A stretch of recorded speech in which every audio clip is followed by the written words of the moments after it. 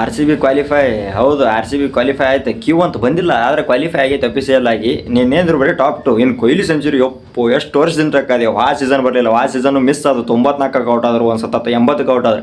ಮೊನ್ನೆ 80ಕ್ಕೆ ಔಟ್ ಆದ್ರೆ ಹೆಸರ ಸೆಂಚುರಿ ಬತ್ತು. ಏನು ಬೇಕು ಹೇಳು RCB ಫ್ಯಾನಿಗೆ, ಮತ್ತೆ ಏನು ಬೇಕು ಟೀಮಿಗೆ? ಎತ್ತು ಕೊಹ್ಲಿ ಸೆಂಚುರಿ, ಪಾಯಿಂಟ್ಸ್ ಟೇಬಲ್ದಾಗ ಫಸ್ಟ್, ಕೊಹ್ಲಿ ಆರೆಂಜ್ ಕ್ಯಾಪ್ದಾಗ ಥರ್ಡ್, ಈ ಭುವನೇಶ್ವರ್ ಕುಮಾರ್ ಪರ್ಪಲ್ ಕ್ಯಾಪ್ದಾಗ ಫಸ್ಟ್. ಮತ್ತು ಏನು ಬೇಕು RCB ಫ್ಯಾನ್ ಆಗಿ? ಮತ್ತಿನ ಏನು ಬೇಕು? RCB ಫ್ಯಾನಿಗೆ ಈ ಮಂತ್ದಾಗ ಬೆಸ್ಟ್ ಡೇ ಆಗತ್ತೆ ನೋಡಿದ, ಸುಳ್ಳಲ್ಲ ಕರೆಯೋದು. ಎಂಥ ದಿನ ಕೊಹ್ಲಿ ಬ್ಯಾಟಿಂಗ್, ಒಂದೊಂದು ಶಾಟು ನೋಡೋಕೆ ಎಂಥ ಮಜಾ ರೀ. ಅದಾದ್ಮೇಲೆ RCB ಬಾಲಿಂಗ್, ಬೆಂಕಿ ಬಾಲಿಂಗ್.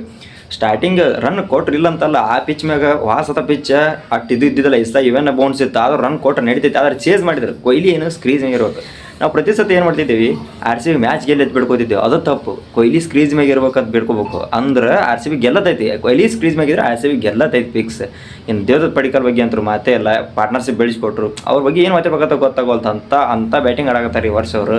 ಆದರೂ RCB ಗೆತ್ತು. ಈ ಸಲನೂ ಕಪ್ ನಮ್ಮದೇ. ಜೈ RCB.